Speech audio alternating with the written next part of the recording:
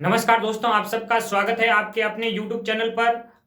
अपने lab assistant के अंदर बायोलॉजी का टॉपिक चल रहा था, सेल बायोलॉजी। देखिए, आप सभी लोगों से मेरी गुजारिश है कि मैं एक अच्छे कंटेंट के साथ आपको ये टॉपिक उपलब्ध करवा रहा हूं। सो आप मेरे चैनल को सब्सक्राइब करें और अपने दोस्तों के साथ शेयर करें और मेरे को सपोर्ट करें, ताकि मैं और आपको अच्छे से अच्छा मैटर आपको उपलब्ध करवा सकूं। चलिए अपन बात करें सूक्ष्मकाय या माइक्रोबॉडीज के बारे में। तो ये मुख्य तो तीन प्रकार की होती है, जो कि एकल झिल्ली द्वारा आवृत होती हैं। अपन बात करें तीन प्रकार कौन कौन से हैं, तो नंबर वन स्पीरियोसोम, नंबर दो पेरोक्सिसोम और नंबर तीन ग्लाइओक्सिसोम। अपन बात करें इसको स्पीरियोसोम की, तो ये केवल पादपों के अंदर पाया जाता है और ये वसा युक्त बीजों में लाइपेज एंजाइम का स्त्रावण करता है।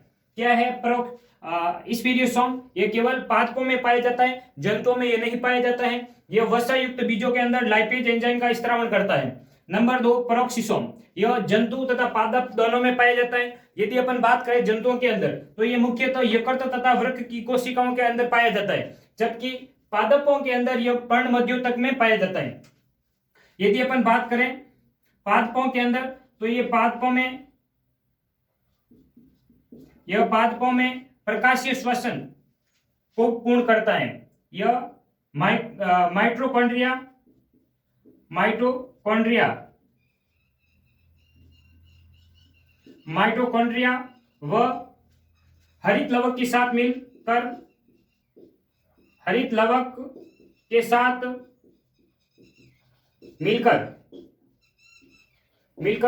प्रकाशीय श्वसन को पूर्ण करता है।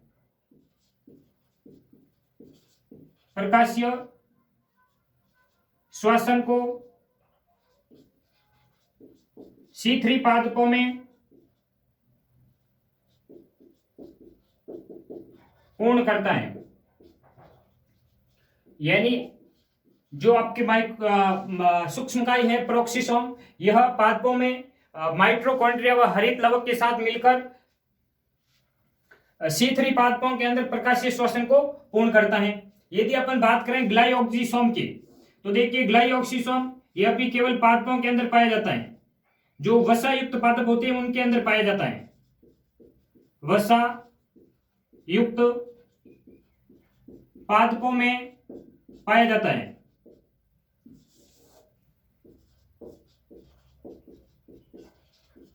और यह वसा को पहले वसीय अम्लों में तथा फिर ये कार्बोहाइड्रेट में बदलता है।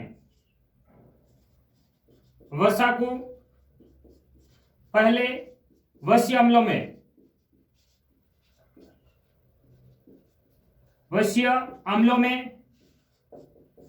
तथा बाद में कार्बोहाइड्रेट में बदलता है।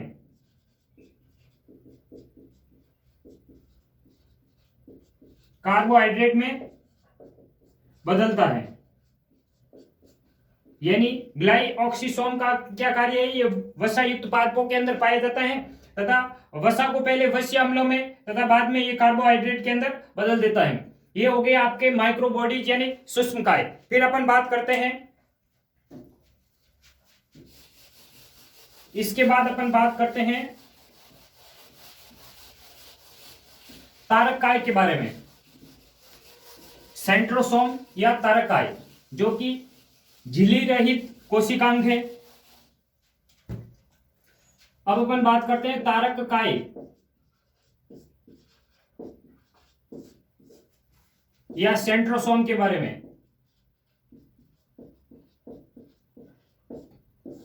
यदि अपन तारककाय की बात करें, तो यह जंतु कोशिका में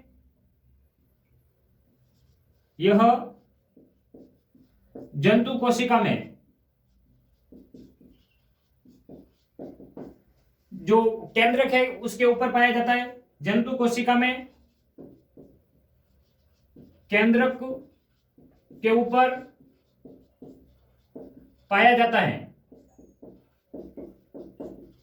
जबकि उच्च पादपों के अंदर यह अनुपस्थित होता है, लेकिन निम्न पादपों में यह पाया जाता है। लेकिन उच्च पादप है, जो भी उच्च पादप है, पादपों में अनुपस्थित। अनुपस्थित होता है, जबकि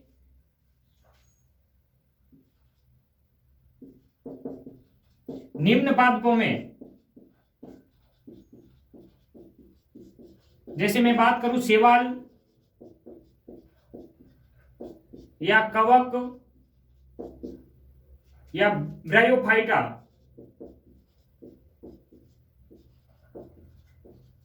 या फर्न, इन सब के अंदर यह उपस्थित होता है, आदि में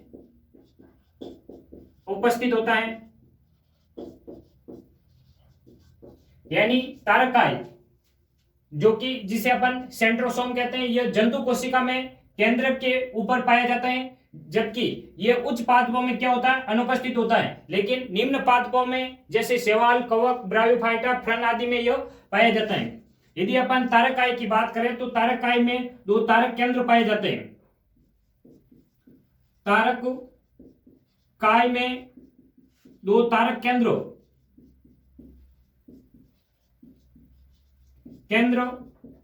पाए जाते हैं,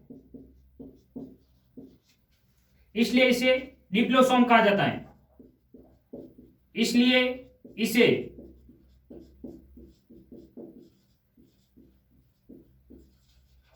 डिप्लोसोम कहा जाता है। और इसके अंदर एक स्वच्छ कोशिका ध्रुव पाया जाता है, जिसे अपन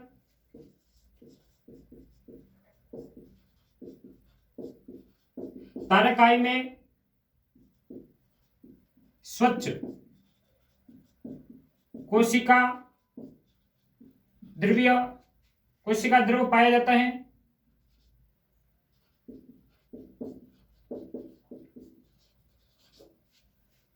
जिसे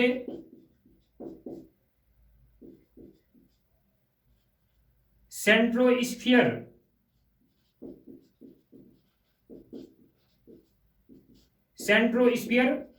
कहते हैं। यानी जो आपका तारकाय है उसके अंदर 2 तारक केंद्र उपस्थित होते हैं,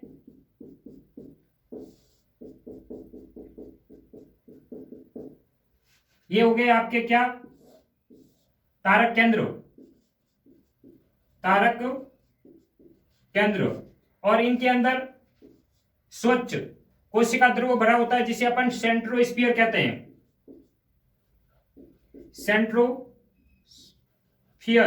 सेंट्रोस्फीयर। और जो तारकाय के ऊपर ये विशेष प्रकार की संरचना पाई जाती है, जिसे अपन तारकीय अरे कहते हैं। तारकीय अरे, ये है आपका तारकाय। यदि अपन तारकाय के कार्य की बात करें तो एक बार अपन पुनः देख लेते हैं। ये जंतु कोशिका में केंद्र के ऊपर पाया जाता है, जबकि लेकिन ये पादपों में, ये उच्च पादपों के अंदर अनुपस्थित होता है, जबकि ये निम्न पादपों जैसे शैवाल, कवक, ब्रायोफाइटा, फर्न आदि में उपस्थित होता है। तारकाय में 2 तारक केंद्र पाए जाते हैं, इसलिए इसे डिप्लोसोम कहा जाता है। तारकाय में स्वच्छ कोशिका ध्रुव पाया जाता है, जिसे सेंट्रोस्फीयर कहते हैं। देखिए तारकाय, इनके अंदर 2 तारक केंद्र है और स्वच्छ कोशिका ध्रुव, जिसे अपन क्या कहते हैं, सेंट्रोस्फीयर कहते हैं। और तारक केंद्र के ऊपर विशेष प्रकार की तारकीय अरे पाई जाती हैं। यदि अपन तारकाय के कार्य की बात करें तो इनका मुख्य कार्य है कोशिका विभाजन के समय जो ध्रुव होते हैं उनका निर्धारण तारकाय में पाए जाने वाले तारक केंद्र करते हैं। अपन तारकाय का कार्य देखें तो तारकाय का कार्य है कोशिका विभाजन के समय, कोशिका विभाजन के समय दोनों ध्रुवों का निर्धारण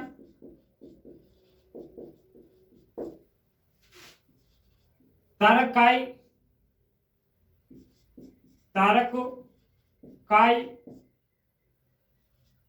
में पाए जाने वाले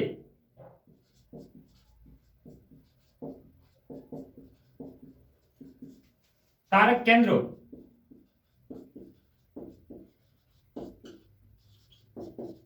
द्वारा किया जाता है। यानी कोशिका विभाजन के समय दोनों ध्रुवों का निर्धारण तारक काई में पाए जाने वाले तारक केंद्र द्वारा किया जाता है। और देखिए तारक काई यह शुक्राणु में पूंछ का निर्माण करता है। यह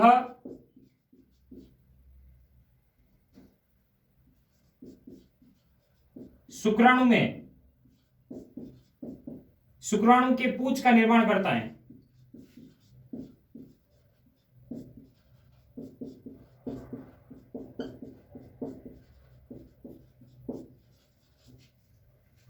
और देखिए ये जो कशाभिक व पक्षमाभिक है उनकी आधार कर्णिकाओं का निर्माण करता है।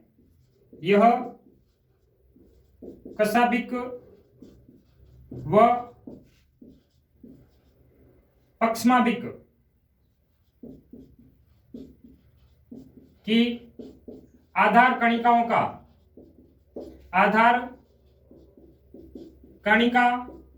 का निर्माण करता है। यानी आपका जो तारक काई है उनका मुख्य कार्य है, एक तो एक कोशिका विभाजन के समय जो दोनों ध्रुव होते हैं उनका जो निर्धारण है वो तारक काई के अंदर जो तारक केंद्र पाए जाते हैं उनके द्वारा किया जाता है। ये जो शुक्राणु की पूंछ का निर्माण भी तारक काई के अंदर जो तारक केंद्र होता है वह करता है। और कशाभिक व पक्षमाभिक की जो आधार कणिकाएं हैं उनका भी निर्माण तारक केंद्र द्वारा किया जाता है। ये तो हो गया अपना तारक काई या सेंट्रोसोम। फिर अपन देखते हैं गोल्जी काई, जिसकी खोज कैमियो गोल्जी द्वारा की गई।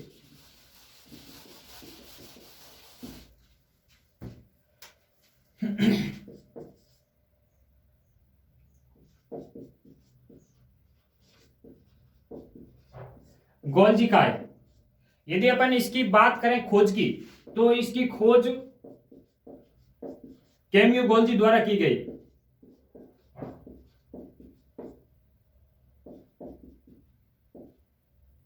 कैमियो गोल्जी द्वारा उल्लू की तंत्रिका कोशिका से की गई। उल्लू की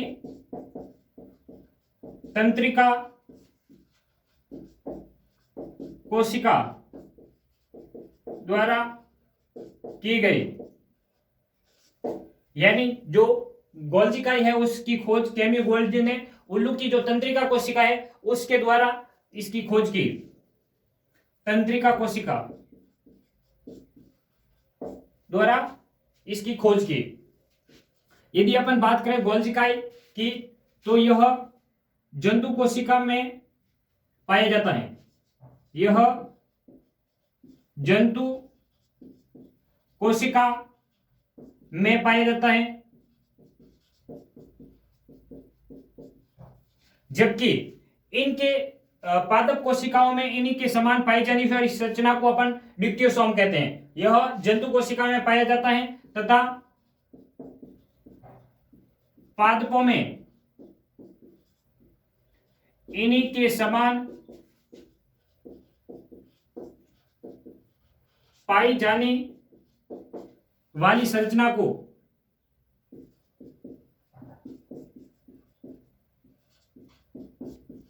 डिप्टियोसोम कहते हैं।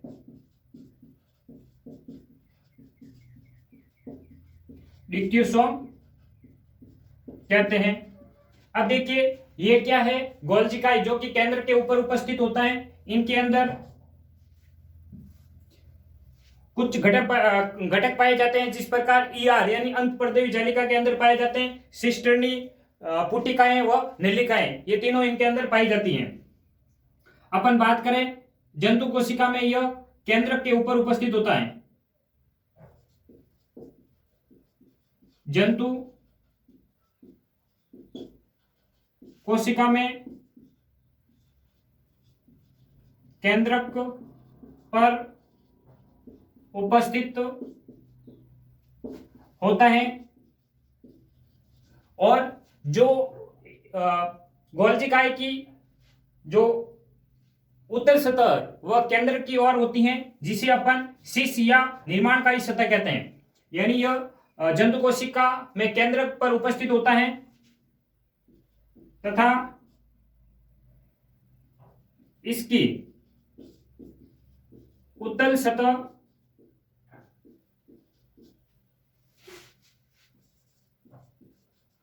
केंद्रक की तरफ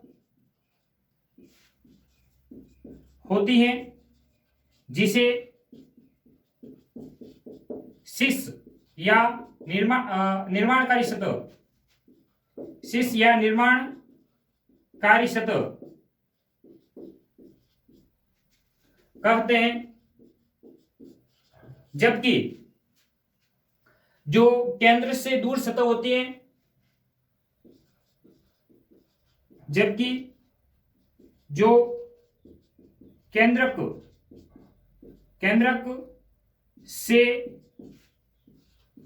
दूर वाली सतह को ट्रांस या निर्माणकारी सतह या परिपक्व सतह, निर्माणकारी सतह तो जो केंद्रक की तरफ होगी, जो उत्तल सतह है जो केंद्र की तरफ है, जिसे अपन शीर्ष या निर्माणकारी सतह कहते हैं। जबकि जो केंद्रक से दूर वाली सतह है उसे ट्रांस या परिपक्वन सतह कहते हैं। परिपक्वन सतह कहलाती हैं। देखिए, गोल्जी का एक स्त्रावी अंग है, यानी यह स्त्रावण का कार्य करता है। यह एक स्त्रावी कोशिकांग है।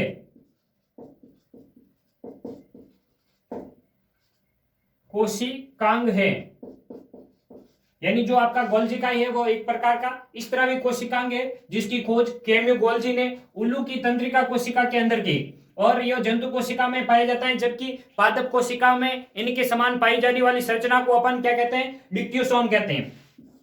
डिक्टियोसोम कहते हैं। यह जंतु कोशिका में केंद्र के ऊपर उपस्थित होती हैं, और इसकी जो उत्तल सतह है उसे अपन शीर्ष या निर्माणकारी सतह कहते हैं। जबकि केंद्र से जो दूर वाली सतह है इसे अपन ट्रांस या परिपक्वन सतह कहते हैं। ये तो हो गया आपके गोल्जिकाई के बारे में। यदि इनकी अपन कार्य की बात करें तो इसका मुख्य कार्य स्त्रावण का तथा और यह कोशिका विभाजन में सहायक होता है। यह कोशिका विभाजन में सहायक होता है, और यह कोशिका पट्टी का निर्माण करता है तथा कोशिका पट्टी का निर्माण करता है। और अपन बात करें तो गोल्जिकाई यह लाइसोसोम के निर्माण में भाग लेता है। यह लाइसोसोम के निर्माण में भाग लेता है, यानी जो गोल्जिकाई है उसका निर्माण लाइसोसोम है उसका निर्माण गोल्जिकाई के द्वारा होता है। यह तो हो गई आपके गोल्जिकाई के बारे में मुख्य जानकारी। इसके बाद अपन पढ़ते हैं लाइसोसोम।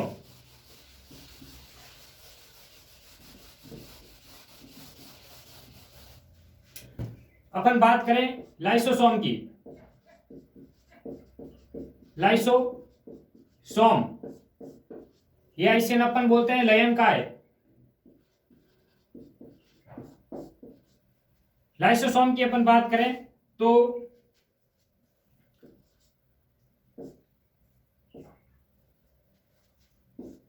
यह एकल झिल्ली द्वारा आवृत होता है। यह एकल झिल्ली द्वारा आवृत होता है, और इसके अंदर कुछ जल अपघटनीय पदार्थ पाए जाते हैं। इनमें जल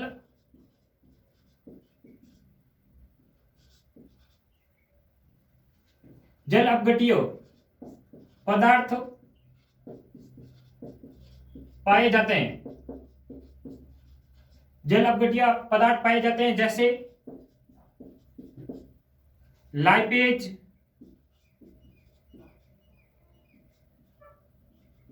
लाइपेजेज, कार्बोहाइड्रेजेज,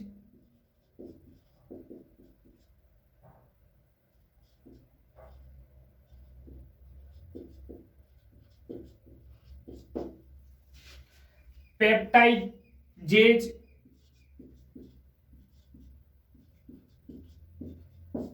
और डीऑक्सी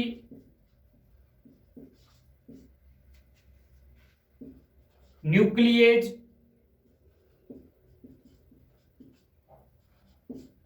और आदि इसके अंदर आदि जल अपघट्य पदार्थ पाए जाते हैं। यदि अपन लाइसोसोम की बात करें तो यह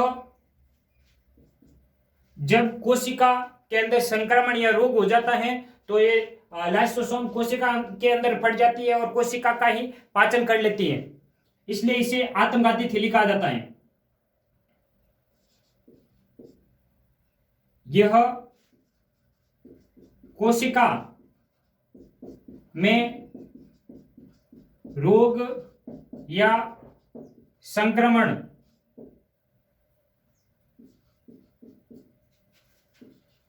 होने पर कोशिका में फट जाती हैं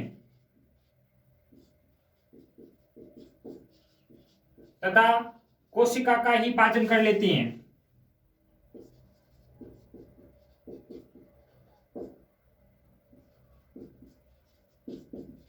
पाचन कर लेती हैं, इसलिए इसे आत्मघाती थैलियां कहा जाता है। इसलिए इसे आत्मघाती थैलियां कहा जाता है।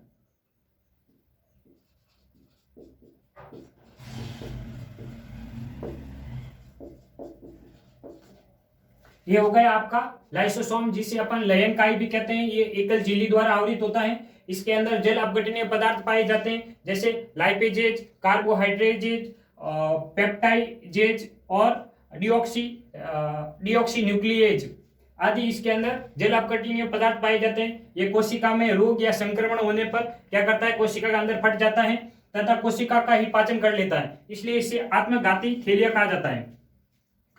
इसका निर्माण एक तो गोल्जी काय तथा ईआर की पुट्टिकाओं द्वारा होता है।